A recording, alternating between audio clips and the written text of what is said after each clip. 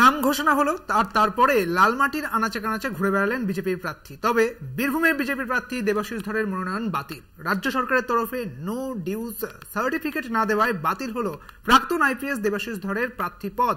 বীরভূমে নতুন বিজেপি প্রার্থী দেবতনু ভট্টাচার্য। বীরভূমের বিজেপি প্রার্থীর মনোনয়ন বাতিল, দেবাশিস ধরের প্রার্থী পদ বাতিল। রাজ্য সরকারের নো ডিউস সার্টিফিকেট না থাকায় বাতিল মনোনয়ন। বীরভূমের নতুন বিজেপি প্রার্থী দেবতনু ভট্টাচার্য।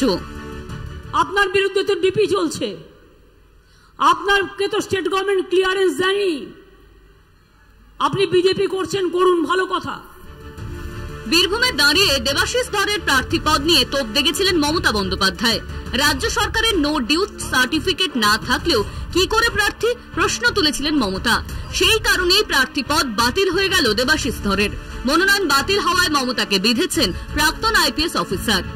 উনি ছাড়পত্র দেওয়ার কেউ নয়। প্রথম কথা, আমি কেন্দ্রীয় সরকারের অধীনস্থ কর্মচারী, আমার চাকরি আমি পেয়েছি রাষ্ট্রপতির অনুমোদনে এবং আমি রেজিগনেশনও রাষ্ট্রপতি অনুমোদন দিয়েছেন, ওনারা যেটা ফরওয়ার্ড করেছিলেন, এবং সেই জিনিসটা রাজ্য সরকার আমাকে যথাযথভাবে জানিয়েছেন।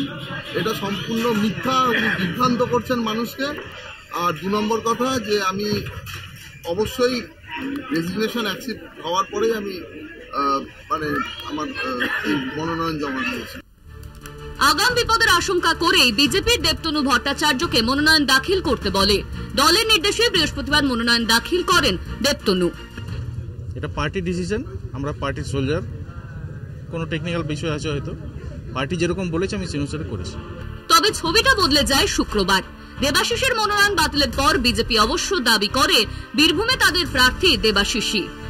9 এপ্রিল 2024 সর্বশেষ নির্দেশ এই সম্পর্কিত, সেখানে ক্যাটেগরিক্যালি বলে দেওয়া আছে নো ডিউ সার্টিফিকেট উপর ভিত্তি করে কারণ মনোনয়ন বাতিল করা যায় না।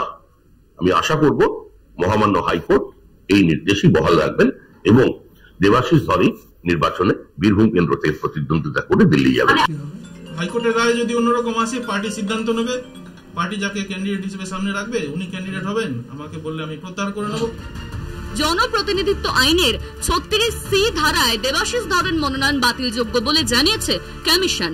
দেবাশিসের দাবি সুপ্রিম কোর্টের ছাড়পত্র থাকার পরও মনোনয়ন পত্র বাতিল হয়েছে। সার্টিফিকেট যেটা কি বলে, ওনারা ইসিআই থেকে ক্লারিফিকেশন নিয়েছিলেন, ওটা ইয়ের জন্য ওটা টেকনিক্যাল ডিফেক্ট হিসাবে ধরছেন, ফলে ওটাও নাকি এই মুহূর্তে অ্যাকসেপ্ট করা যাচ্ছে না। লিগাল কোর্সে যাব নিশ্চয়ই। বীরভূমে তৃণমূল প্রার্থী শতাব্দী রায় লড়াই হবে না বলে কিছুটা মুষড়ে পড়েছেন। কটাক্ষের সুর দেবাশিসকে বিঁধেছেন অভিনেত্রী। আর একজন ফাইল করেছে, তখন থেকেই সবাই বুঝতে পারছিল যে এটার মধ্যে কোনো ডাউট আছে ওদের, তাই জন্য আরেকজনকে ফাইল করিয়েছে। তারপরেও আমার ধারণা যে উনি বিরোধী হলেও আমার খারাপ লাগছে, কারণ একটা মানুষ যখন প্রার্থী হয় তার একটা মেন্টাল প্রিপারেশন থাকে, সে লড়বে, জিতবে না জেনেও লড়বে। উনি লড়লেও আমি জিততাম, উনি যদি নাও লড়েন তাহলেও আমি জিতবো। লালমাটিতে লড়তে অনড় দেবাশিস, আদালতের দ্বারস্থ প্রাক্তন আইপিএস অফিসার। বীরভূমে কি প্রার্থীপদ ফিরে পাবেন দেবাশিস? 29 এপ্রিলের আগেই তার ফয়সালা হয়ে যাবে। বীরভূম থেকে ঋতবাস চট্টোপাধ্যায়, মনা বীরবংশী রিপোর্ট, কলকাতা টিভি।